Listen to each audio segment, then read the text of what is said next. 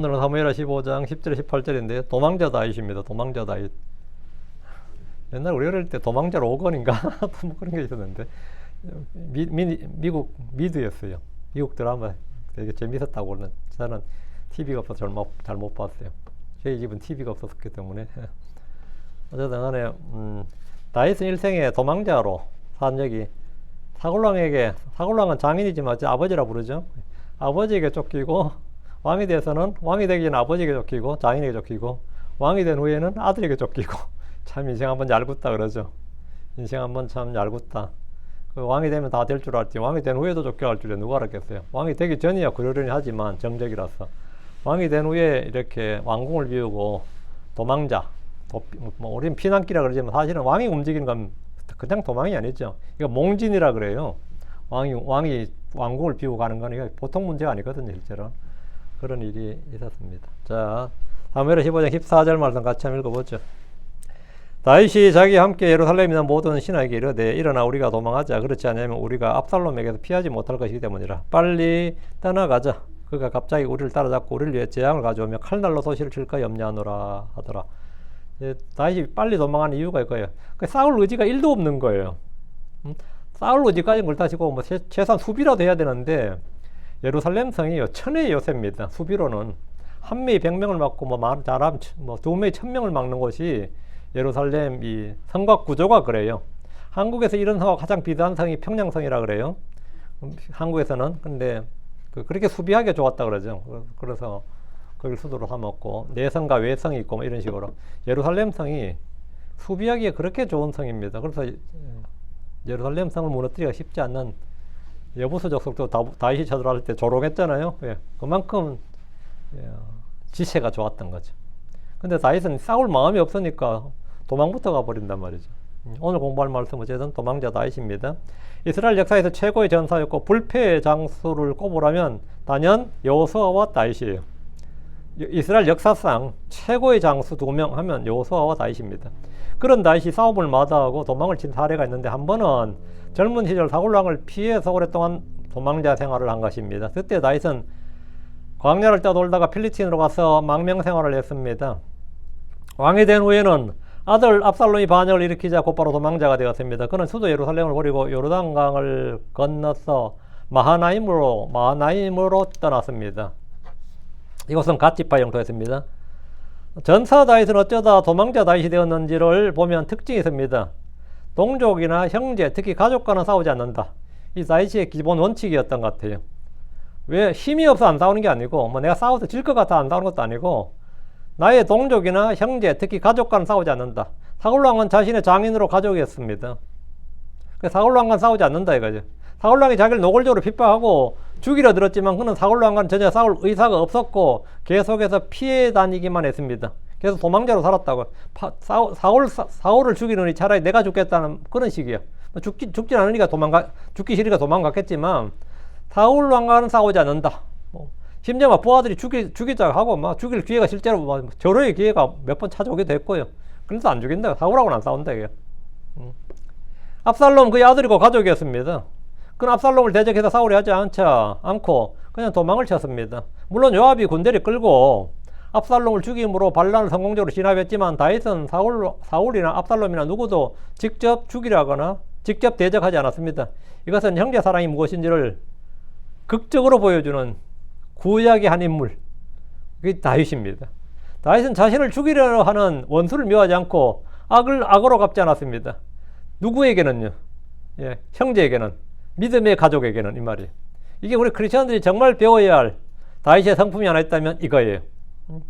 형제를 미워하지 않았습니다. 그는 싸워야 할 적과 싸우지 말아야 할 형제를 철저히 구분했습니다. 적과 싸워야 할 적과 싸우지 말아야 할 형제를 구분했다고.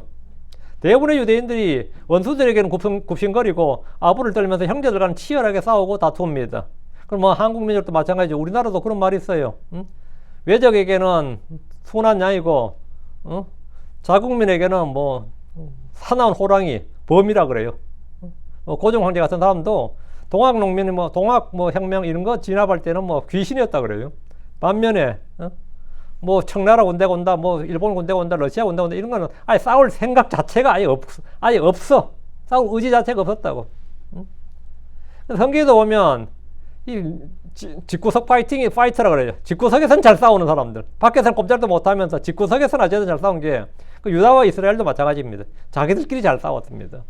가인이 아벨을 죽였고 이스마엘이 이삭을 희롱했고 예사가 야곱을 죽이려 했고 요셉 형제들이 요셉을 팔아버렸듯이 형제들 간의 싸움과 다툼은 인간의 유구한 역사입니다. 압살롬 자기 형 암논을 죽였고 이번에는 아버지 다윗의 왕자를 찬탈하고 그를 죽이려 했지만 다윗은 그를 대적해서 싸우지 않았습니다. 다윗은 레위기 19장 18절에 너는 원수를 갚지 말고 내 백성의 자손들을 대적하여 어떤 원한도 품지 말라. 다만 너는 내 이웃을 내 자신같이 사랑할지니라. 나는 주니라. 이 명령을 가장 잘 실행한 사람이라고 할 수 있습니다. 우리가 여기서 배워야 될 내용이 바로 이거예요. 압살롬 다윗 왕의 허락을 받아서 그가 헤브론에 산 서원은 또 그 술에서 서원했다 그랬어요. 그 헤브론에서 어릴 때 서원했고 그 술에서 망명생활하면서 서원했고 이걸 헤브론에 가서 내가 그 서원을 갚겠다는 겁니다. 그래서 그의 고향 헤브론으로 갔습니다. 그는 이 사실을 다윗 왕에게 보고했고 다윗은 이를 허락했는데 물론 속임수였죠. 자기는 그냥 정변을 일으키러 갔지만 그냥 속임수였습니다. 그가 헤브론에 간 것은 반역을 일으켜 이스라엘의 왕이 되기 위해서였습니다. 압살롬은 유다 지파의 중심 도시였고 다윗이 왕으로 기름 부음을 받아서 이 헤브론에서 자리를 잡고 그 도시를 먼저 장악하고 거기서 7년 6개월간 왕을 했습니다. 그 전체를 그대로 밟아서 자기도 이 아버지를 그대로 모티브로 삼는 거예요. 자기도 그래서 헤브론으로 가서 먼저 헤브론부터 장악하고 거기서 내가 왕이다, 내가 통치한다 이렇게 선포함으로써 반역을 일으키는 겁니다. 똑같은 거죠. 그러다 시간이 지나서 전 이스라엘 통합하면 되는데 사실 뭐 북왕국 이스라엘 10지파는 다윗에게 불만이 많았어요, 실은. 그러니까 쉽게 통일할 수 있다 이렇게 생각한 거죠.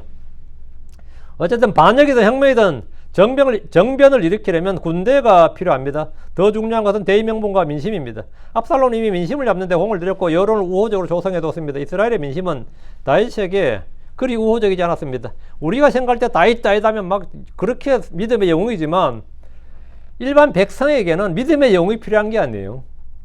우리 크리스천들에게는 믿음의 영웅이 필요하고 믿음의 본, 믿음의 선조, 믿음의 이런 사람, 믿음의 전사들이 필요한지 몰라도 당대의 백성에게는 우리 잘 먹고 잘 살고 편안하게 해주는 왕이 최고지 믿음 좋은 왕이 필요한 게 아니라고요.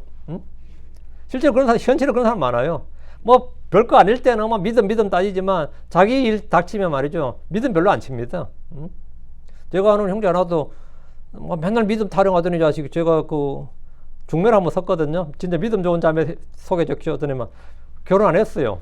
왜 안 하니까 믿음이 너무 좋아 부담된대. 나 아직도 결혼 못해서 그런가. 그렇지. 자매가 너무 믿음이 좋아. 너무 거룩해. 같이 영화도 안 볼 것 같고 같이 놀러 같이도 안 갈 것 같지만 그러니까 영이 부담이 돼 안 돼. 되지. 응? 남 이야기할 때야 믿음이지. 백성도 마찬가지입니다. 유다 백성도 마찬가지야. 우리한테 다윗이 최고지만 당시 유대인들에도 다윗이 최고냐 그러면 적당히 육신적이고 적당히 영적인 사람이 좋아. 대부분 크리스천들이 그렇습니다. 적당히 육신적이고 적당히 영적인 그 밸런스를 잘 유지하는 그런 크리스천들을 원해요. 자기 남편도 그런 사람이 좋았으면 좋겠고 자기 부인이 그런 사람이었으면 좋겠고 자기 아들들도 그 정도 너무 빠지면 안 되고 그렇다고 너무 나가도 안 되고 자기 사익감이나 자기 며느리감도 너무 육신적이도 안 되고 세상적이도 안 되고 그렇다고 너무 헌신적이고 이래도 안 되고 이게 인간이야. 실제로 많이 그래요. 많이 너무 영적이고 너무 헌신적이면 부담되잖아. 안 그래요? 여러분 교회 바울이 보면 좋겠어요? 가룟 유다 보면 좋겠어? 한번 생각해봐. 유다 정도가 적절하지 않겠어요? 응?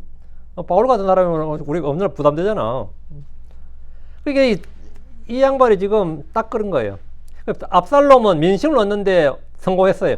민심을 얻는데 공을 들였고 성공했다는 말은 사실 민심이 뭐냐고 다윗에 대한 반감이 유유히 흐르고 있었다는 거예요. 사실. 그러니까 쉽게 압살롬이 그들의 마음을 훔칠 수가 있었던 겁니다. 다윗에 대한 절대적인 지지가 있다면 압살롬이 그 짓 할 때 네 그런 짓 하지 마라 그러죠. 오히려 저 미친놈이 있다. 다윗 아들 제가 지금 미친 아들 이래 나오겠죠. 근데 다윗에 대한 반감이 있었기 때문에 이 압살롬이 이 다윗에게로 향하는 백성의 마음을 훔치는데 아무 문제가 없었다 이 말이죠. 이스라엘의 민심은 다윗에게 그리 우호적이지 않았다. 사울의 시대에 다윗은 절대적으로 높은 인기와 명성을 누렸습니다. 백성들 역시 다윗을 잘 따랐습니다. 사울 왕과 다윗을 비교하면 단연 다윗이 절대 우위에 있습니다. 비교 우위가 아니라 절대 우위에 있어요. 특히 유다 지파는 사울과 요나단이 길보아 산에서 죽자 바로 다윗에게 기름을 부어서 유다 지파의 왕으로 삼았습니다. 그러나 지금은 정반대로 다윗보다는 압살롬이었습니다. 다윗의 셋째 아들 압살롬이 이곳 헤브론에서 태어났고 어린 나이에 다윗이 통일 이스라엘의 왕국의 왕으로 기름 부음 받는 것을 직접 봤습니다. 그는 어려서부터 왕권에 야심이 있었던 것으로 보입니다. 그는 아버지 다윗처럼 이곳을 전초 기지로 삼아서 왕이 되고자 했습니다. 왕위 계승에서 가장 큰 경쟁자이고 맞수였던 사람은 당연히 암논이었는데 암논이 마침 죄를 지었네. 그죠? 자기 누이 다말을 해서 이건 완전히 뭐 결격 사유가 엄청났어요. 그러다가 죽여버렸단 말이죠. 정적을 하나 제거한 거예요. 가장 강력한 경쟁자를 제거했고, 둘째는 다니엘이죠. 길라압이라고 하는데 갈멜리인 아비가일의 아들인데 이 형제들과의 그 권력 투쟁에 뛰어들지 않았던 아주 이름이 안 나오는 조용한 사람이에요. 이건 아마 어머니의 영향 같아. 아비가일이 특별히 그 자기 아들에 대해서는 뭐 절대 그 왕권에 그 경쟁하도록 하지 않았던 것 같아요. 그러니까 아비가는 뭐 아예 하는 것고 차라리 그 압살롬 밑에 넷째 아도니아가 왕권에 관심이 있었어요. 경쟁자는 차라리 밑에 동생이었어. 밑에. 그러니까 핫기시 아들 아도니아가 훗날 왕위를 노렸죠. 그러나 권력은 위로부터 나는 것이라는 말대로 그들 중에 그렇게 왕이 되고 싶어 했던 사람들은 아무도 왕이 되지 못했고 바세바의 아들 솔로몬이 짠 나타났어. 다윗의 뒤를 이어서 그냥 왕이 되어버렸습니다. 오늘 사람들은 모두 주권은 국민에게 있고 모든 권력은 국민에게서 나온다는 그런 말을 헌법에 명시하지만 성경 신자들이라면 권력이 위로부터 난다는 것을 다 알고 인정합니다. 주권은 국민에게 있는 게 아닙니다. 권력은, 파워, 힘은, 정권은 국민에서 나오지 않아요. 대한민국 헌법이 뭐라고 되어 있든 간에 대한민국의 권력은 국민에서 나오는 게 아닙니다. 어디서 나온다고요? 하나님으로부터 나옵니다. 하나님으로부터. 이건 반드시 명심해야 됩니다. 로마 13장 1절에 모든 호는 더 높은 권력들에 복종할지니라. 이는 하나님으로부터 나지 않는 권력이 없으며 이미 있는 권력들도 하나님께서 임명된 것이니라. 이미 있는 권력들도 하나님께로부터 임명된 거라고요. 우리가 위에 있는 권력들에 복종해야 하는 이유가 이겁니다. 디도 3장 1절에 그들에게 정사들과 권능들에게 복종할 것을 명심하게 하고 행정관들에게 순종하며 모든 선한 일을 행할 준비가 되게 하라. 이 말씀에 따르면 국민이 주인이다 백성이 왕이라며 정부 권력을 우습게 보아야 되는 것이 아니라 복종해야 됩니다. 베드로전서 2장 13, 14절에 주를 위해 사람의 모든 규례에 너희 자신을 복종하라. 그것이 최고 권위자로서 왕에게 혹은 총독들에게 그리하되. 총독이란 것은 뭐냐? 기본적으로 총독이란 거죠? 식민지예요. 우리나라에 왕이 있다. 그리고 우리나라에 총독이 있다는 뜻이 뭐죠? 우리나라는 식민지란 뜻이야. 근데 총독에게 뭐 하라는 거예요? 복종하라잖아요. 총독에 복종하는 말은 식민지에 독립운동하지 말고 복종하라고요. 총독에게 복종하라고. 총독 그래야 돼. 악을 행하는 자들을 징벌하고 잘 행하는 자들을 칭찬하기에 그분에 의해 보내심을 받은 자들에게 하듯 복종하라. 복종하라. 이들은 뭐라고? 이들은 어떤 사람들이냐? 그분에 의해 보내심을 받은 자들에게 하듯 복종하라. 권력이나 권세나 권능은 하나님께 속한 것입니다.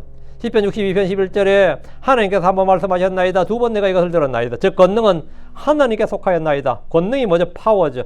파워는 그게 political 파워든지 economic 파워든지 people 파워든지 파워는 뭐라고요?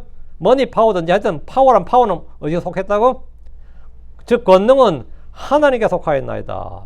역대상 29장 11절 오 주여 위대하신가 권능과 영광과 승리와 위엄이 주의 것이요 하늘과 땅에 있는 모든 것이 주의 것이니이다. 왕국이 주의 것이오니 오 주여 주께서는 모든 것 위에 머리로서 높여지셨나이다. 지혜와 권능이 그분께 속하였고 그분으로부터 나옵니다. 느부갓네살을 왕들의 왕으로 세우신 분은 주 하나님이십니다.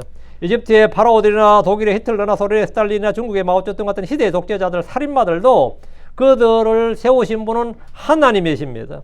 물론 사람들은 그들이 원하는 사람이 있습니다. 내가 원하는 사람이다. 그게 이제 지지자라 그러죠.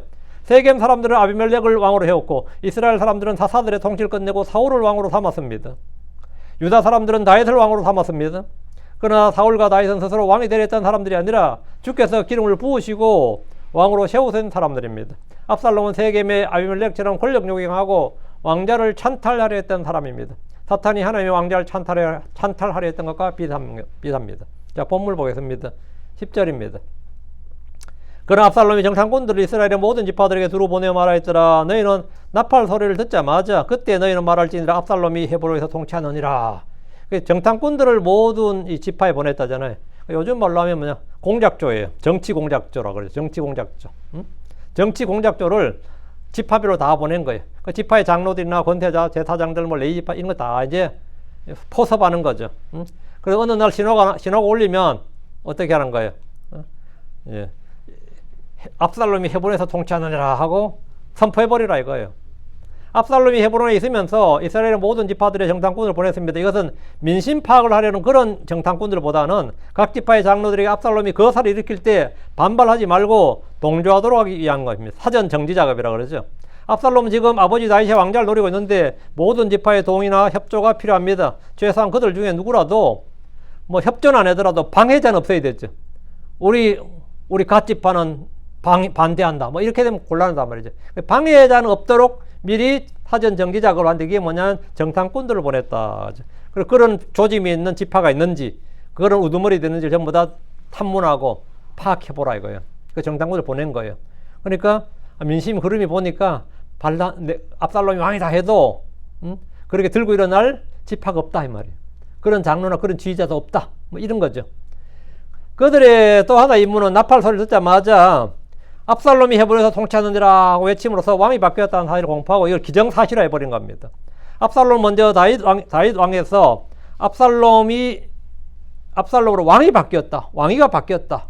이렇게 바뀌었음을 온 이스라엘에 선포한 후에 전쟁을 시작하는 겁니다. 전쟁을 해서 바꾸는 게 아니라 일단 왕이 바뀌었다고 선포해버리고 일단 기정사실화 해버리고 내가 왕이다 이렇게 하고 나서 이제 뭐 전쟁하겠다 이거죠.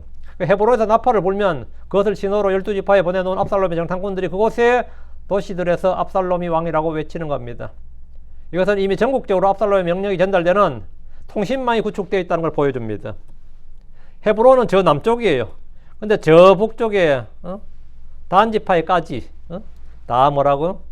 이 헤브론에서 나팔을 불면 그게 뭐 나팔 소리가 얼마가 돼요. 그런데 이게 쫙 계속해서 착착 연결되는 것은 전국적으로 뭐가 이루어져 있다고요?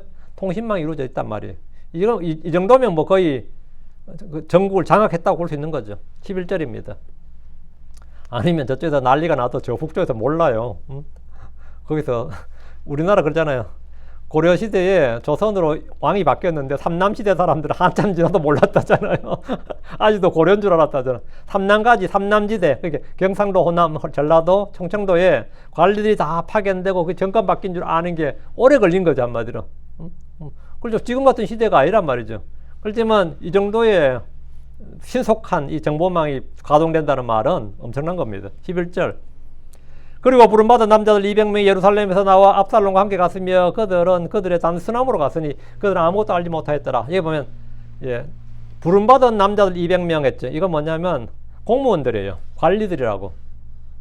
이들 200명은 예루살렘에서 나와 헤브론으로 간 사람들인데 부름받은 남자들 200명 이랬거든요. 이들은 예루살렘에서 나름 지위가 있고 명망이 있는 고위 관리들이었을 겁니다. 압살롬은 왕위를 찬탈하면 당장 필요한 게 뭐죠? 왕위를 찬탈해서 그럼 뭘 해요? 내가 왕이다 하면 뭐예요? 뭐가 있어야 돼요? 강요가 있어야 될 거 아니야. 장관들이 있어야 되잖아요. 공무원이 있어야 된다고. 공무원이 있어야 돼. 공무원은 어떻게 해요? 나 혼자 왕하면 뭐예요? 당장 국방부 장관도 있어야 되고 행정부도 있어야 되고 외무부도 있어야 되고 법무부도 있어야 되고 장관이 딱 필요하단 말이죠. 그럼 고위 관리들이 필요해요. 일꾼이 필요하다고. 당장 헤브론에서 유능하고 경험 있는 관료들을 새로 대거 양성하고 임명하는 일은 불가능합니다. 있는 관료를 써야 되지. 그러니까 미군정이 들어서면 친일파를 쓸 수밖에 없는 이유 중에 하나예요. 미군이 한국에 들어왔는데 누구를 지금 양성해가지고 교육시켜서 공무원 시킵니까? 나라를 다스려야 되는데. 할 줄 아는 사람이 필요하잖아요. 뭐 경찰이든 누구든 최소한 뭐 서류라도 쓸 줄 아는 사람이 필요하다고. 그 사람이 인력이 풀이 한정돼 있다고요. 그 친일파를 쳐버려야 되는 게 아니라 다 써야 되는 거예요. 그건 남한만 그런 게 아니라 북한도 마찬가지예요. 북한은 뭐 친일파를 다 쳤겠다. 그거는 민초들 말이지. 다 등용했습니다. 등용 안 할 수가 없어요. 어느 나라는 마찬가지입니다. 관료를 써야 되잖아요. 그러니까 200명 정도 필요하단 말이죠. 그 200명을 어떻게 빼돌려야 되는 거죠. 다윗의 신하들을 그냥 헤브론 들어오게 해가지고는 나에게 동의하면 그냥 관리직을 계속 유지하는 거고 동의하지 않으면 이 자세 죽는다. 그럼 어때요? 뭐 꼼짝없는 거죠. 당장 이게 관리 임명이에요. 그래서 압살롬이 예루살렘에 있는 관리들을 불러서 헤브론으로 모이게 했습니다. 압살롬은 다윗의 관리들을 그대로 흡수해서 자기의 관리들로 삼고 일을 시키는 것이 가장 효율적입니다. 이들은 압살롬의 부름을 받아서 그와 함께 헤브론으로 갔는데 압살롬의 음모나 반역에 대해서는 전혀 알지 못했습니다. 이어보면 11절에 그들은 그들의 단순함으로 갔으니 그들은 아무것도 알지 못하였더라 그랬죠. 이 말씀대로 예루살렘에서 200명은 아무것도 알지 못하고 그냥 압살롬 헌물 드린다, 뭐 허원하러 간다 이러니까 차기 왕이 후계자로 유력한 사람이 부르면 어떻게 돼요? 알아서 쫙 달려가지. 쫙 달려갔더니 이런 줄은 몰랐던 거지. 그런데 헤브론 갔어. 헤브론에서 이들은 압살롬의 계획을 들었거나 아니면 거기서 알았더라면 이제 도망 못 치는 겁니다. 협력을 해야 되죠. 그렇지 않으면 거기서 죽임을 당할 겁니다.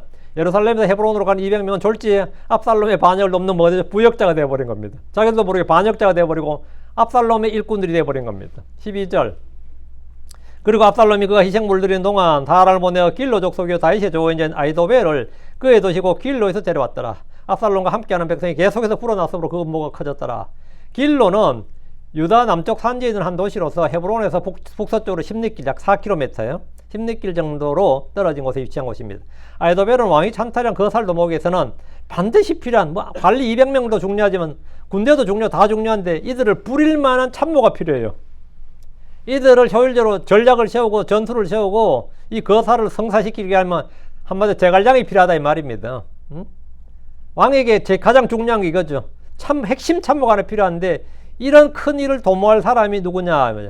그는 헤브론에서 희생물 드리는 동안 사람을 보내서 길로 족속 다윗의 조언자였어요. 한때 아히도벨을 데려왔습니다. 아히도벨이 얼마나 유명하냐면 아히도벨만 데려오면 성공합니다. 뭐 이런 정도. 아히도벨만 우리 사람으로 만들 수 있으면 거의 절반은 성공합니다. 이런 정도 사람이었어요. 아히도벨은 원래 다윗의 참모였지만 지금은 자기 고향 길로에 있었습니다. 그는 지략이 매우 뛰어난 사람으로 유명했고 다윗조차도 아히도벨이 압살롬의 참모가 되었다는 사실을 알았을 때 다윗이 그 말 딱 듣고 아히도벨이 저쪽에 갔다 그러니까 다윗이 그냥 하나님께 기도해요. 하나님 저 아히도벨의 계략을 좀 무효로 돌려달라고. 하나님 외에는 아히도벨의 계략을 막을 자가 없다는 겁니다. 다윗도 안 되고 요압도 안 되고 아히도벨의 계략을 막을 수 있는 유일한 분은 이 땅에 하나님밖에 없다 이거예요. 그의 지략은 이미 다윗도 잘 알고 있었어요. 그래 기록되기를 사무엘하 16장 23절에 그리고 아히도벨의 조언 즉 그가 당시에 했던 조언은 마치 어떤 사람이 하나님의 신탁에 묻는 것 같더라. 주의 말씀 같았다는 거예요. 말하면 착착착착 맞아 떨어지고 그 예측이 잘 우리가 이제 이게 중국이나 한국 사람들이 이러면 전부 다 제갈공명이라 그러지. 제갈공명이라 그런 거예요. 성경의 제갈장이 누구냐면 이 아히도벨입니다. 그리고 아히도벨의 모든 조언이 다윗에게나 압살롬에게나 이와 같았더라. 아히도벨 말만 따르면 그냥 왕자는 굴러 들어오는 거예요. 사람이 성도가 많이 온다. 많이 오면 그들을 관리하고 조직하고 그들을 이렇게 잘 일사불란하게 움직일 수 있으려면 그런 리더십이 있어야 되고 통솔력이 있어야 돼. 실제로 교회 큰 거 하는 사람도 보통 사람들 아닙니다. 보통 신학적 지식 많이 하고 성경 많이 한다고 교회 큰 거 하는 거 아니에요. 우리도 그렇지만 여러분 다다익선이란 말 알죠? 다다익선이란 말은 다르게 아닙니다. 중국의 한신이라는 사람이 너는 얼마의 군대를 주면 네가 마음껏 부릴 수 있겠느냐 이렇게 이제 그리고 나는 왕이 나는 얼마냐 왕은 10만을 못 부린다고. 왕이 전쟁터에 나가면 5만 정도는 마음 부릴 수 있어도 그 이상 되면 오히려 전술이 와야 되고 전략이 개판된다 이거야. 그럼 니는 얼마면 되겠냐 이렇게. 저는 다다익선이죠. 그랬단 말이지. 나는 많으면 많을수록 좋습니다. 저는 100만도 부릴 수 있다 이거야. 이제 그렇게 혀놀리다 이제 죽었어요. 근데 아히도벨이 바로 그런 사람이에요. 다다익선이야. 아히도벨 실제 나중에 보면 전략이 그래요. 압살롬이 아히도벨 말 들었으면 진짜 전쟁이 완전히 달라졌습니다. 압살롬은 어쨌든 이번 반역을 성공적으로 완수하기 위해서 천하의 인재 그쪽에 탑급을 한 명 모셔와야 되는데 그게 누구냐 그랬더니만 아히도벨이다 이거야. 가서 데려와 모셔와. 삼국지에 나온 누가 말이죠 삼고초려라 그러잖아요. 3번이나 가서 모셔왔다 그런 것처럼 모셔와. 그게 아히도벨인데 영입을 했어. 성공했어요. 그의 기대대로 아히도벨은 기발한 모략을 제공해서 압살롬에게 결정적인 도움을 줬습니다. 성경은 다윗 왕에 참모했던 그가 왜 압살롬의 부름에 이렇게 달려갔는지 여기에 대해서 아무 언급이 없어요. 다윗이 참모했다며 한때. 근데 다윗에게 뭐가 이렇게 불만이 많았기에 이 반역에 동참하냐고. 다만 추측할 수 있는 것은 다윗 왕의 범법과 불법과 제약에 대해서 환멸을 느꼈을 가능성이에요. 우리나라 똑똑한 사람들 중에서 내가 이 정권엔 도저히 협력하지 못하겠다 뭐 그런 사람이 있거든요. 응? 예를 들어 유신 시절에 난 죽었지 내 박정희 밑에서는 못한다 이런 사람이 있었고 난 전두환 밑에서 못한다 이런 사람이 있을 거 아니에요. 반면 지금도 뭐 그런 사람이 있을 수도 있겠지만 그런 거가 비슷한 겁니다. 내 다윗 답잘만 들어도 내가 진짜 이가 갈린다. 아이도베지 뭐 이랬으면 가능하죠. 다윗은 자신의 죄에 대해서뿐만 아니라 아들들의 죄와 불법에 대해서 매우 관대했습니다. 이런 의식이 있는 사람들에게는 견딜 수 없는 일이었습니다. 야, 내가 존경하고 그래도 하나님 기름 부음 받아서 이스라엘 등불로 생각했던 인간이 알고리가 파렴치범이었네? 이때 느끼는 그 절망감과 그거는 뭐죠? 더 크죠? 알고 보니까 시장 잡배마도 못한 놈이었네, 다윗이. 사울보다 훨씬 더 악한 놈이었네. 뭐 이렇게 판단해 버렸으면 이게 가능하겠죠. 우리에게 지금은 다 지나고 가서 몇천 년 지난 남의 이야기니까 다윗하지만 다윗 동시대에 살았던 사람, 다윗 좀 알았던 사람은 그 인간이 아니에요. 솔직히 다윗 그 자식 개자식이에요. 이런 사람이 한둘이 아니었어요, 사실은. 나라도 만약 그 자리에 있었으면 진짜 그 잡놈 새끼 진짜 이런 생각 안 들겠어요? 들지. 우리가 지금 아량이 넓어서 뭐 다윗 하면 다윗도 그런 실수를 했는데 이러면서는 진짜 뭐 너그러운 마음으로 이야기하는 그거는 수천 년 지나서 우리가 하는 이야기고 아이도벨 같은 사람은 그랬을 거면 참모였다네요. 참모였다고. 근데 어떤 사람은 여기서 이제 이 아이도벨을 이제 이해하기 위해서 아이도벨이 바세바의 할아버지였을 것이라고 주장을 합니다. 지난번에 제가 이걸 한번 했었어요. 바세바가 엘리암의 딸이라고 나와요. 사무엘하 23장 34절에 보면 길로 사람 아이도벨의 아들 엘리암입니다. 엘리암은 아이도벨의 아들이라. 엘리암의 딸이 누구라고요? 바세바야. 그러면 아이도벨의 졸제 뭐가 되는 거죠? 할아버지가 되는 거지. 이 엘리암이 같은 인물이라면 말이죠. 같은 인물이라면 바세바는 길로 사람 아이도벨의 손녀가 됩니다. 이분 제가 지난 사무엘기에 한번 다루었기 때문에 근데 이게 대부분 이런 견해가 거의 뭐 한국의 목회자들 한 90% 이상은 이 견해를 지지합니다. 저는 이제 동명이인으로 보는데 이유는 왕조 국가에서 자기 손녀가 왕비가 되었는데 반역을 할 경우에는요. 손녀가 뭐 죽습니다. 내가 우리 집에 뭐 딸이나 손녀가 왕비가 됐어. 어쨌든 바세바 왕비가 된 거잖아요. 왕비가 됐는데 그 아버지나 그 할아버지가 반역을 내. 그러면 반역을 못해서 다윗은 누굴 죽인다고요? 이거 역적의 딸이잖아요. 얘보다 저거 솔로몬까지 다 죽는 거지, 그거는 왕조권 당연한 일이야. 응? 워낙 뭐 인품도 뭐 다윗이 뭐 안 죽인다 하더라도 제사 역적의 딸이 되니까 왕비에서 쫓겨나고 바세바의 아들들 중에서 왕은 못 돼요, 그러면. 역적의 손자잖아. 그 말이 안 된다고. 그래서 죽임 당할 수 있어요. 고대국은 더한 거고요. 그 아이도벨이 바세바의 할아버지라면 말이죠. 외할아버지, 바세바의 친할아버지가 되는 거고, 솔로몬이 외할아버지 되는 건데, 외할아버지, 증조할아버지 되겠네요. 어쨌든, 그는 당연히 솔로몬을 차기 왕위에 올리는 일에 관심을 뒀을 겁니다. 내가 왜 압살롬을 지원해? 차라리 솔로몬을 지원하지, 아이도벨이. 응? 자기 핏줄인데. 이미 죽은 사위인 그 헷족속 우리아를 위해서 압살롬이 반란에 동참했다 이 말은 선뜻 이해되지 않습니다. 그것도 헷족속인 우리아를 위해서 반란에 동참해. 우리아의 원수를 갖기 위해서. 지금 바세바는 다윗 좋아 죽는데 바세바가 막 다윗에게 막 학대를 당하고 예를 들어서 막 못 산다 그러고 이런다면 또 모를까. 아니 바세바는 뭐 다윗하고 뭐 죽고 벌써 뭐 헷족속 우리아 뭐 옛날이야. 그거는 뭐. 그리고 지금 뭐 애 낳고 잘 살고 있는데 뭐 그런 게 있어요. 그런 건 좀 말이 안 되는 것 같아요. 다시 12절 상식적으로 생각할 때 압살롬과 함께하는 백성이 계속해서 불어났으므로 그 음모가 커졌더라. 당시 이스라엘의 정치적 상황이나 민심을 읽을 수 있는 장면입니다. 이스라엘은 사울이 왕일 때는 다윗을 원했고 다윗이 왕일 때는 압살롬을 원하고 있습니다. 이것이 민심입니다. 이게 민심이에요. 민심은 수시로 변합니다. 민심이 전심이다. 이 말은 완전 거짓말 헛소리입니다. 민심이 전심이다. 미친 소리 하는 거죠. 유대민족은 성경이 말한 대로 목이 곱고 반역적인 사람들이었습니다. 이들은 세계 어느 나라보다 민족성이 더럽기로 유명한데 그렇게 분열을 삼고 거역을 삼는다 해서 히브리어를 다른 말로 뭐라고 하는지 알아요? 불평의 언어라 그래요. 왜? 하도 불평과 욕설이 많은 그 어휘가 많았어. 하도 짜증 불평을 고난이 많으니까 불평이 많죠. 진짜. 역사가 고난이 많았잖아요. 그래서 워낙 불평에 관한 단어들이 워낙 발전해 있다고 불평의 언어라 그래요. 그만큼 불평이 많았는데 이거는 우리 광야에서부터 알 수 있습니다. 계속해서 불평하잖아요. 계속 불평하잖아. 그게 민심이야. 그게 천심이에요? 응? 그건 거역하는 마음이고 사탄의 마음이지 천심이 아닙니다. 이건 우리 주님께서 인정하셨는데 출애굽기 32장 9절에 주께서 모세에게 말씀하셨더라. 내가 이 백성을 보았는데 보라 목이 뻣뻣한 백성이로다. 목이 뻣뻣한 백성이로다. 이 말은 뭐죠? 이놈들의 민족성이 뭐다?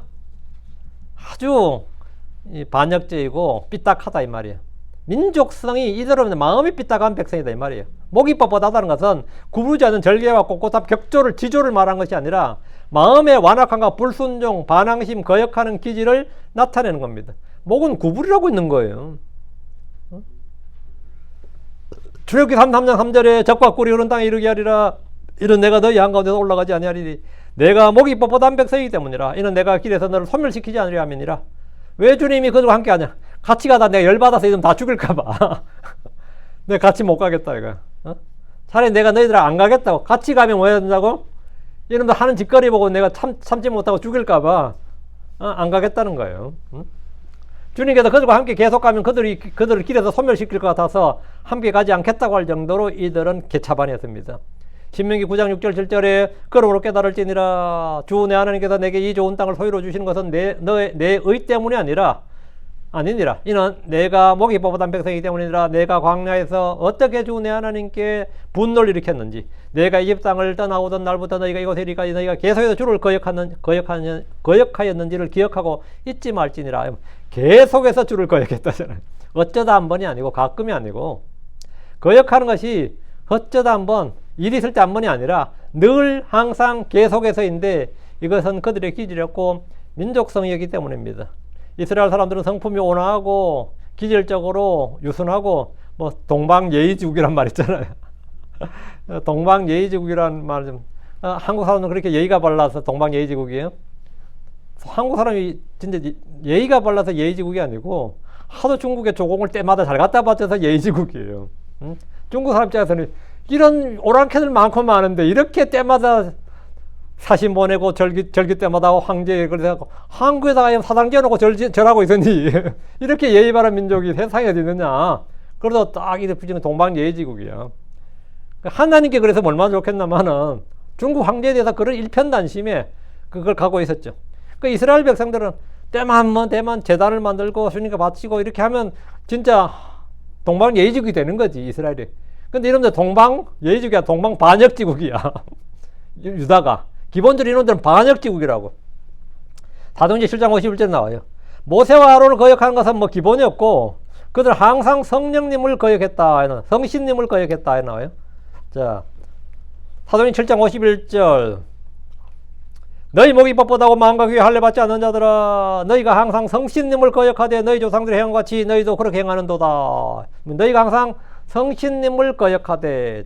그래서 압살롬이나 베냐민 족속의 세바가 선동할 때 이스라엘이 그들을 따랐던 겁니다. 세바가 선동해도 그들을 따랐어요. 세바가 선동해도. 압살롬이 아니라.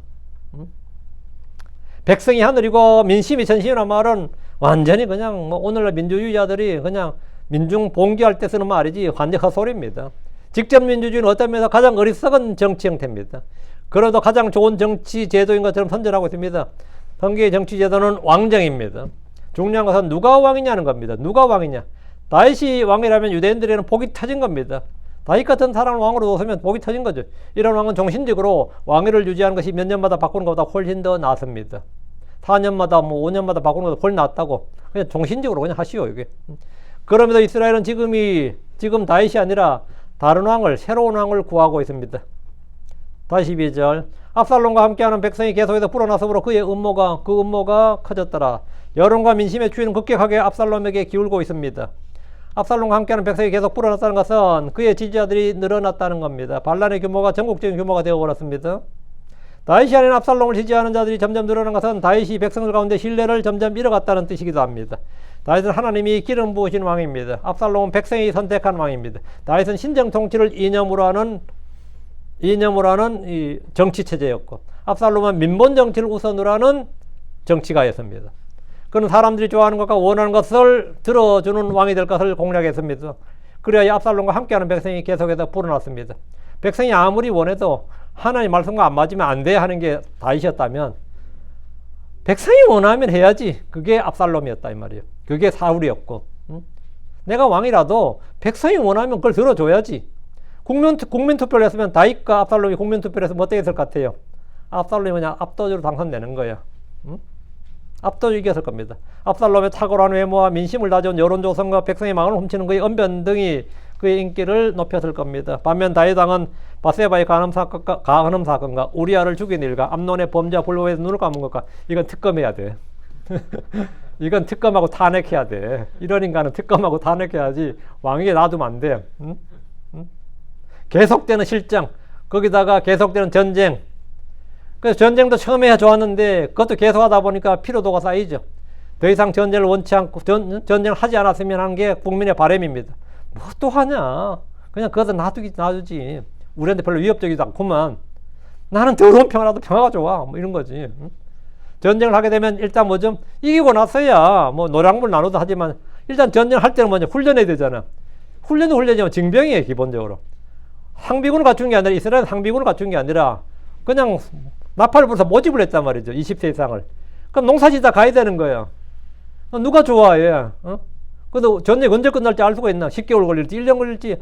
그 전쟁을 해야 된다. 그러면 징병을 해야 되죠. 징병이 그냥 징병이 아니거든요. 전쟁은 치를 때 비용이 많이 듭니다, 기본적으로. 그렇죠? 그러니까 세금을 걸어야 되잖아요. 물론 나중에 다 갚을게. 우리가 이기면 다 한번 돌려줄게 해도 이게 쉬운 일이 아니에요. 싫은 거예요, 그게. 사람 진짜 가족하고 헤어지기도 싫고, 농사 지어야 되는데 또 군대 가네. 이것도 싫고. 전쟁이 사실 다윗 시대 때 너무 많았어요. 너무 많았던 사실인데, 이제 없다. 그럼 좋은데, 앞으로도 또 모른다. 그 다윗왕은 언제든지 전쟁을 일으킬 왕이다. 왜? 수비가 아니거든요. 공격이야. 사울처럼 수비만 하는 왕은 명분 있죠. 왔는데, 쳐들어왔는데 전쟁을 해야지 어떻게 할 거예요? 막아야 되니까. 근데 다윗은 가만히 남면 알아. 외치는 거야. 자기가 안 하면 되는 거지. 쳐들어오지도 않았는데 외치는 거야. 이런 식이 된 거죠. 그러니까 이제 이론적으로 생각해보면 다윗이 옳은 게 맞는데, 아예 사방을 쳐서 잠잠하게 하고 평화와 안식을 구하는 게 맞는데, 사람 백성 마음은 그게 아니거든요. 근데 압살롬이 왕이 되면 전쟁도 안 할 것 같고, 세금은 줄여줄 거고, 공정한 재판을 받을 수 있는 사법제도를 개혁하겠다 이런 공약을 내세웠으니까 민심이 압살롬 쪽으로 샥 했는데, 이건 뭐 당연할 것 같아요. 국방이 불안하던 시절에는 다윗이 최고의 장수였고 최고의 통치자고 왕으로 손색이 없었지만, 이제는 이제 뭐 옆에 나라까지 다 쳤잖아요. 그래서 평화의 때라고 생각하면 정복군주 다윗을 더 이상 필요로 하지 않게 됩니다. 이제 백성 입장에서는 이제 토사구팽이 중에 다윗이 이제 좀 물러났으면 좋겠다 이런 거죠. 13절. 그리고 한 전령이 다윗에게 와서 말하기를 이스라엘 사람들의 마음이 압살롬을 따르나이다. 다윗에게 국정 상황, 여론과 민심을 전달하는 전령이 지금의 상황을 정확하게 다윗에게 보고했습니다. 이스라엘 사람들의 마음이 압살롬을 따르나이다. 이게 그냥 단순한 말이 아니에요. 여기서 한 전령은 헤브론에 갔다가 도망 나온 사람이거나 다윗의 왕실 비서관 중에 한 명이었을 겁니다. 요압은 군부의 대장으로서 이런 반역의 음모를 미리 파악하고 대처해야 됐지만 압살롬의 반역에 대해서는 전혀 대처하지 못했던 것으로 보입니다. 민심이 다윗을 떠나 압살롬을 따른다는 것은 보통 심각한 문제가 아니었습니다. 이 보고를 들은 다윗은 즉시 그 위험성과 사안의 심각성을 알아챘습니다. 14절. 이에 다윗이 그와 함께 예루살렘에 있던 모든 종들에게 말하였더라. 일어나라, 우리가 도망하자. 싸우자가 아니고 막자도 아니에요. 일어나라, 우리가 도망하자.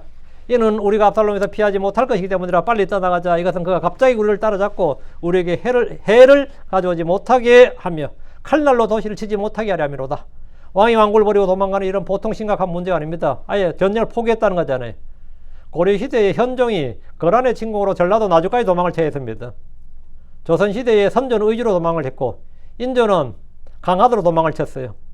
얼음 위로 올라서 강화도로 도망을 쳤는데, 그래가지고 그때는 형제국가로 해서 그냥 놀아갔어요. 청나라가. 두 번째 계속해서 반역을 하니까 다시 쳐들어왔죠. 그게 우리가 소위 말하는 병조호란입니다. 그래서 너무 빨리 포위가 되어서 강화도로 못 갔지. 남한산성으로 피했는데 다윗은 머뭇거리다가 압살롬을 피하지 못할 것이라고 판단했습니다. 사실 다윗이 결상제를 선포하면 예루살렘은 그 자체로 천혜의 방어 요새입니다. 다윗이 성문을 걸어 잠그고 이곳을 수성하겠다고 하면 압살롬도 쉽게 예루살렘을 정복하지 못합니다. 그런데 다윗은 그와 함께 예루살렘에 있던 모든 종들에게 이곳 도성과 왕국을 버리고 떠나자는 피난을 명령했습니다. 이 가장 큰 이유는 뭐냐면 예루살렘 내에 압살롬 편이 몇 명인지 몰라요. 내부의 적에서 성문 열어줘 버리면 어떻게 되는 거죠? 아무리 천의 요새라도 그건 소용없어요. 응? 근데 민심이 지금 뭐라고? 압살롬을 따른다잖아요. 이런 경우에는 다윗도 이건 뭐 백약이 무효네 이거죠. 왕이 이제 몽진길 오른 겁니다. 일어나라, 우리가 도망하자. 이런 우리가 압살롬에게서 피하지 못할 것 때문이라 빨리 떠나가자. 서둘렀습니다. 헤브론과 예루살렘은 멀지 않습니다. 말까지 준비했다면 이거는 뭐 금방이고요. 전쟁이라면 이스라엘 역사상 가장 위대한 전사인 다윗이 갑옷을 입고 칼을 들고 나가지 않고 신속한 도망을 선택했습니다. 다윗이 압살롬의 반역에 대해 보고를 듣자 지체 없이 이 결정을 내리고 빨리 떠나가자라. 빨리. 다윗은 이 일에 대해서 죽게 묻지도 않았습니다. 예언자 나단을 부르거나 제사장들의 조언을 듣지도 않았어요. 이제 사독이 제사장 있고, 제사장이 사독이었죠. 근데 참모들의 의견도 묻지 않았습니다. 도망가는 일이 너무나 급했기 때문입니다. 그런데 이 일에 대해서 누구의 판단도 필요치 않았습니다. 왜? 다윗 속에는 원칙이 있었어요. 그 기준이 뭐냐? 가족과는, 형제들과, 동족과는 싸우지 않는다 이거예요. 동족 중에서 이거는 뭐 싸우게 되면 뭡니까? 동족 간에 완전히 정말 예루살렘을 두고 싸우면 절반은 죽어나갈 겁니다. 솔직히 예루살렘을 두고 싸우면 아무리 잘 싸운다 하더라도 그거는 원치 않은 거예요. 첫째가 뭐냐? 동족 상전의 비극, 무의미한 유혈 사태를 막기 위함입니다. 이런 것에 대해서는 뭐 죽게 물을 필요도 없다 이거. 이거는 기도할 것도 아니야. 원칙이 딱 서 있어요. 이거는 뭐 기도할 내용도 아니다 이거지. 나는 안 싸운다 이거예요. 상대가 외적이 아니라 아들 압살롬이고 싸워야 할 적이 동족 이스라엘이었습니다. 예루살렘 성 안에서 전투가 벌어진다면 많은 무고한 시민과 병사들이 목숨을 잃게 될 것이고 그들은 다 형제들입니다. 실은. 이런 다윗에게 깊은 상처가 될 것이고 왕국은 갑자기 약해질 겁니다. 이런 전쟁 치르고 나면, 내전 치르고 나면 주변에 정복해놨던 나라들도 다시 일어납니다. 지금 이스라엘 난리 났다. 이때 우리 다 독립하자. 다윗이 지금까지 전쟁에 나가 정복 군주로서 다 공물 받던 나라들 말이에요. 다 독립해버려요. 이럴 때면. 다윗은 백성을 사랑하는 왕이었기 때문에 자신의 왕권을 지키기 위해서 백성의 피를 흘린 것을 원치 않았습니다. 그는 훗날 압살롬이 죽었다는 소식에 통곡할 정도로 아들을 사랑하는 아버지이기도 했습니다. 다윗은 압살롬이 자기를 공격하고 죽이려 해도 그는 압살롬을 죽이려 하지 않았습니다. 이는 사울 왕에 대해서도 마찬가지였습니다. 그는 양떼를 아끼고 사랑하는 목자였습니다. 그는 자기로 인해 주의 백성의 형제들이 상하고 죽는 것을 원치 않았습니다. 이것이 형제 사랑입니다. 이것이 형제 사랑이에요. 차라리 내가 손해를 입겠다. 차라리 죽으면 내가 죽겠다. 이거지. 둘째, 예루살렘을 방화나 파괴로부터 보호하기 위한 것. 그러니까 이번엔 백성이 아니라 두 번 도시 자체를 좀 보호해야 된다. 이거죠. 도시를 보호하겠다. 이런 거 있습니다. 프랑스도 파리는 보호한다. 이런 게 있거든요. 문화유산이나 이게 너무 많으면 그게 전쟁으로 다 박살나버리면 어떻게 돼요? 뭐 로마도 마찬가지고 그런 나라들은 수도 방어가 개념이 있어요. 이 수도를 지켜야 된다도 있지만 뭐냐 보존해야 된다는 개념이 있다. 보호하고 이 안에서 뭐 포탄이 왔다 갔다 해버리면 어떻게 되는 거죠? 복구가 불가능하다 이거지. 예루살렘은 하나님 택한 도시고 하나님의 집이 있는 거룩한 도시입니다. 예루살렘을 두고 다윗과 압살롬이 전쟁을 벌이면 하나님의 집이 있는 이 도시가 피해 도시가 되고 피로 더럽게 됩니다. 그 피도 이스라엘 사람들의 피로 더럽게 돼. 그럼 이 성을 깨끗하게 하고 거룩하게 보존하고 이 성에서 뭐 한다? 이 도시에 성전을 세우려고 하고 있는데 여기에 피가 가득해지면 어떻게 되는 거죠? 이 도시에 성전을 못 세우게 되는 거지. 성경에 따르면 예루살렘은 하나님 택한 도시고 하나님의 도시고 거룩한 도시입니다. 신약 성경에서 이 표현도 있습니다. 다윗은 이곳에 외적이 아닌 압살롬을 상대로 싸워서 이스라엘 사람들의 피를 흘리고 싶지 않았을 것이고 이 도시를 피로 더럽히고 싶지 않았던 겁니다. 그럼 내가 피하는 게 낫다. 이게 두 번째예요. 셋째는 압살롬에게 붙은 백성의 규모와 세력이 다윗이 생각한 것보다 훨씬 컸던 겁니다. 이들 아들과 전쟁을 하려면 예루살렘 성내 백성들도 찬반이 갈리게 되고 서로 싸울 수 있습니다. 성 안에서 동료나 배신이 일어나면 다윗은 치명상을 입습니다. 지금 누가 적인지 누가 아군인지 구분이 되지 않는 때입니다. 누가 적인지 누구가 아군인지를 구분하는 방법은 뭐냐? 내가 고난에 처했을 때 나를 따른 자인지 아닌지로 구분하면 됩니다. 다윗이 성을 싹 떠날 때 따른 놈이 아군이야. 안 따른 놈은 사실은 잠재적 적군이에요. 비록 적이 아니라도 사실은 적에게 언제든지 붙을 수 있는 놈이라고. 그래서 이 어려움을 겪으면 좋은 것 한 가지가 그동안 내가 친구로 생각하고 형제로 생각했던 사람이 과연 나의 친구였는지 형제였는지를 알 수 있다는 겁니다. 저도 그런 거는 경험이 있어요. 진짜와 가짜가 판명이 난다 이거죠. 진짜와 가짜가 판명이 난다.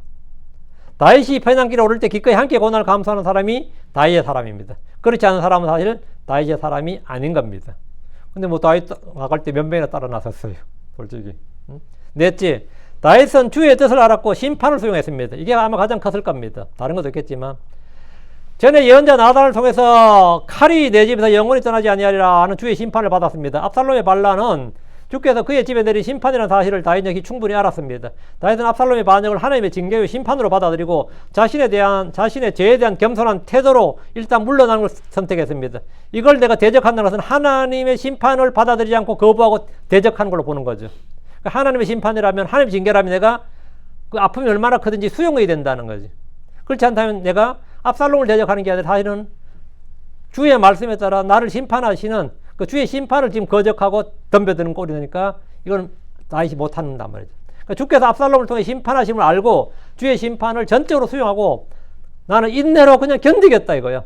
인내로 견디고 때가 돼서 주님이 회복시켜주면 회복되고 회복시켜주지 않으면 그냥 죽고 이런 거죠. 그러니까 하나님께서 주시는 그 매련, 뭐 그게 채찍이든 뭐든 좋은 것도 받고 나쁜 것도 받고 주님 주신 건 내가 다 받겠다. 이게 핵심이야.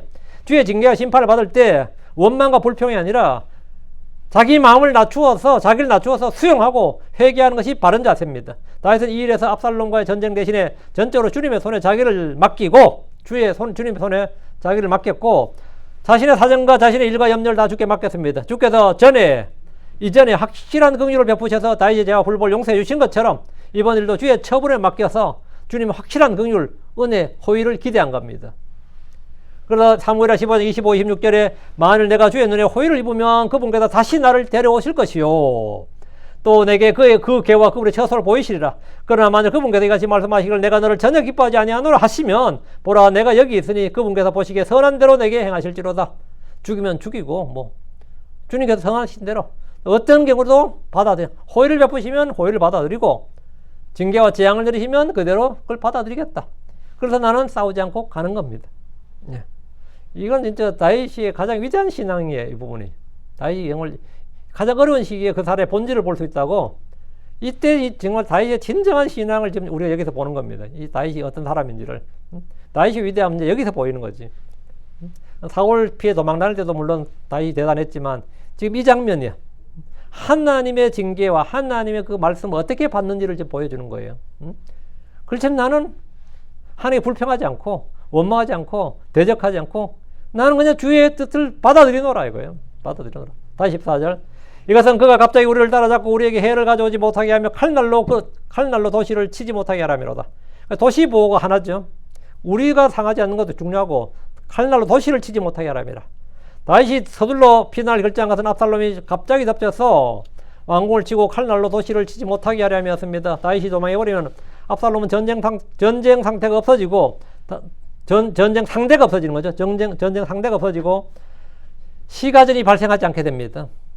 시민들이 피를 흘릴 일도 없습니다. 압살롬은 너무나 쉽게 수도를 점령하고 왕궁까지 장악하게 된 겁니다. 이 정도면 승리를 선언해도 무방할 정도입니다.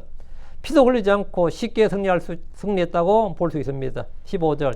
이에 왕의 종들이 왕에게 말하였더라. 보소서 당신의 종들은 내 주 왕께서 정하시는 것은 무엇이든지 행할 준비가 되었나이다. 왕은 도망가자 그러는데 왕의 신하들, 왕의 종들이 뭐라는 거예요? 다윗 왕의 종들은 다행히 압살롬 편에 서지 않았습니다. 그들은 왕에게 말하기를 왕이 결정한 것은 무엇이든지 행할 준비가 되어 있다. 압살롬과 싸우라면 싸우고 피난을 결정하면 피난 가고 호송하라 그러면 호송하고 이 왕국을 지키라면 지키고 말이죠. 왕이 어떤 결정을 내리든지 따르겠다는 충성심을 보여주고 있습니다. 다윗은 속히 떠날 것을 결정했고 왕의 종들이 다윗을 호송했습니다. 16절. 그리고 왕이 나갔으며 그의 온 집안이 그를 뒤따랐더라. 또 왕이 10명의 여인 곧 첩들을 남겨두어 그 집을 지켜야 했더라. 야, 이거 진짜 골 때리다, 그죠? 첩들이 어떻게 지켜요, 첩들이? 왕이 성을 나갔어요. 그럼 당연히 데려가야죠. 그의 온 집안이 그를 뒤따랐습니다. 그런데 다윗이 내린 이상한 결정이 하나 있는데 왕궁의 10명의 여인 곧 첩들을 남겨두어서 그 집을 지키게 한 것입니다. 그러니까 이게 본처와 첩의 차이야, 이게. 와이프 처와 첩의 차이인데 첩들이 어떻게 압살롬이 군대를 막고 그 집을 지킬 수 있겠습니까? 그러니까 군대를 막으란 말은 아니겠죠. 왕이 떠날 때 왕궁의 모든 재물이나 왕궁에 있는 모든 보험을 다 들고 나갈 수가 없단 말이죠. 왕궁의 가산도 그대로고 다 몸만 떼어나는 거예요. 지금 가장 간추렸어, 그죠? 그러니까 여기 가산에는 이게 그대로 있기 때문에 이걸 이제 돌보라는 이 말이죠. 여기서 집을 지키란 말은 왕궁에 있는 자산이나 집을 돌보라 이 말입니다. 이것은 호랑이 입에 고기를 던져주는 것이나 마찬가지로 무모하고 어리석은 결정입니다. 압살롬이 들어오면 당연히 다 압살롬 것이 되는 거지. 뭐 후궁 10명 있다고 뭐 어떻게 돼요? 뭐 첩이 있다고. 다시 이 결정으로 주께서 나단을 통해 말씀하신 주의 징계, 주의 심판이 성취되었습니다. 비록 다윗은 이 예언을 성취하기 위해서 첩들을 공에 둔 것은 아니겠지만 주의 말씀은 문자 그대로 성취되었습니다. 17절입니다. 그리고 왕이 나아가고 온 백성이 그의 뒤를 따랐으며 또 멀리 떨어진 곳에서 머물렀더라. 다윗은 전에 사울왕을 피해 도망 다닌 적이 있었습니다. 이번엔 아들 압살롬을 피해 도망을 다녀고 도망치고 있는데 참 인생 한번 참 얄궂다 그러죠. 전에는 장인 피해 도망 다니고 이번에는 아들 피해 도망 다니고 이게 뭐냐 이거죠. 이게 내 인생 왜 이러냐 이거죠. 전에 사울을 피해 다닐 때 그에게 모이던 사람이 고난 중에 있던 모든 자와 빚진 모든 자와 불만이 있던 모든 자들이었습니다. 이번에 다윗을 따른 사람들은 누군 같아요 그럼? 이번에 누군지 보면 전에는 진짜 비류와 잡류들이 따랐어요. 고난 중에 있던 자들, 빚진 자들, 비단 갚고 이 빚진 모든 자와 불만이 있던 모든 자들이 다윗을 따랐다는 거지. 반체제 인사들이었겠죠. 18절. 그리고 그의 모든 종들이 그의 옆으로 지나갔더라. 또 모든 그렛 족속과 모든 블렛 족속과 가드 족속과 길을 따라 가드에서 가드 남자들 600명이 앞으로 지나갔더라. 다른 사람들이 독특하지 않아요? 이방인들이야. 이교도들이라고요. 앞에 그의 모든 종들은 뭐 다윗의 종들이 맞는데 뒤에 뭐 그렛 족속, 블렛 족속, 가드 족속, 가드에서 남자들 600명. 전에 다윗 왕이 도망칠 때 떠돌 때 그를 따르던 사람이 몇 명이었어요? 처음에 400명이고 200명 되죠. 600명이었죠. 이번에 도망갈 때 몇 명? 또 600명이야. 이것도 참 절묘하죠.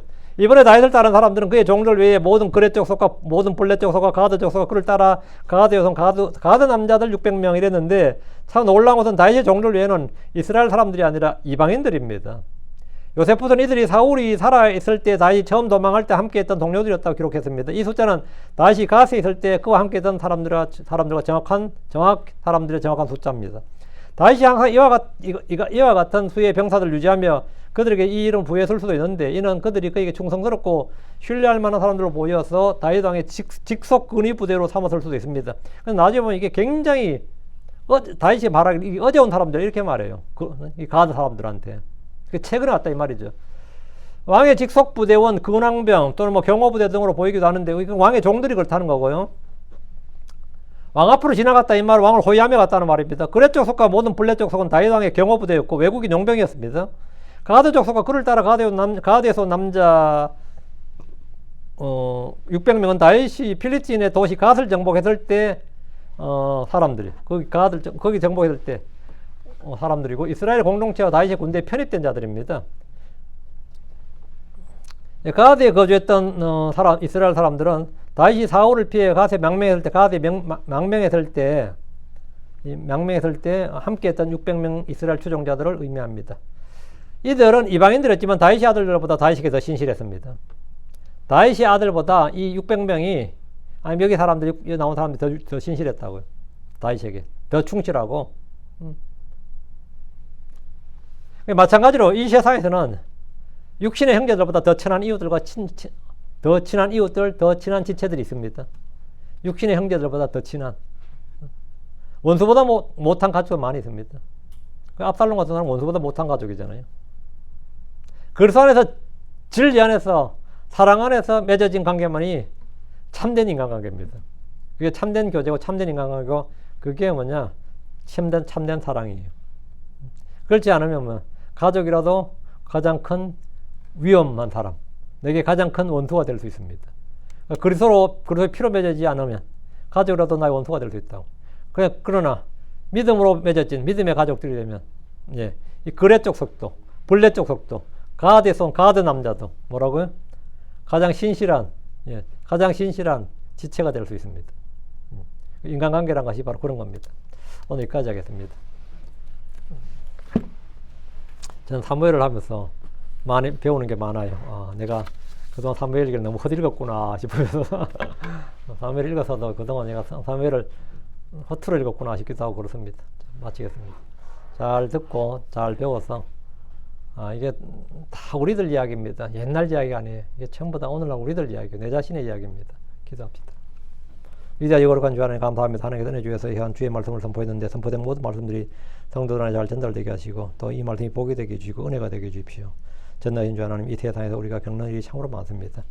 하나님의 사람이라고 한 다윗도 겪은 일들을 통해서 보면 이런저런 다 사단하는 일이 많았고 고난이 끝없이 이어졌던 걸 봅니다. 아버지는 그리스도 안에서 경건하게 살고자 하는 자들도 마찬가지입니다. 핍박을 받고 고난을 받습니다. 여러 가지 다양한 시험들이 있을 때 오히려 그것을 저희가 불평불만하지 않고 오히려 기쁨으로 여기는 성도 올려드리시고 고난을 견딜 수 있는 힘을 주시길 간구합니다. 주께서 주시는 모든 것을 좋은 것도 받고 나쁜 것도 받고 아버지 하나님 무엇이든지 그대로 수용하고 또 저희가 견딜 수 있고 그것에서 배움을 얻고 훈계를 받고 또 그것이 영적 유익이 되고 성장이 될 수 있도록 해주시옵소서. 저희 안팎으로라는 모든 일들이 합력해서 선을 이룰 줄 믿습니다. 사랑 아버지 하나님 주의 영을 통해서 늘 깨달음을 주시고 모든 일에 명체를 주십시오. 감사드립니다. 주의 성기도합니다. 아멘.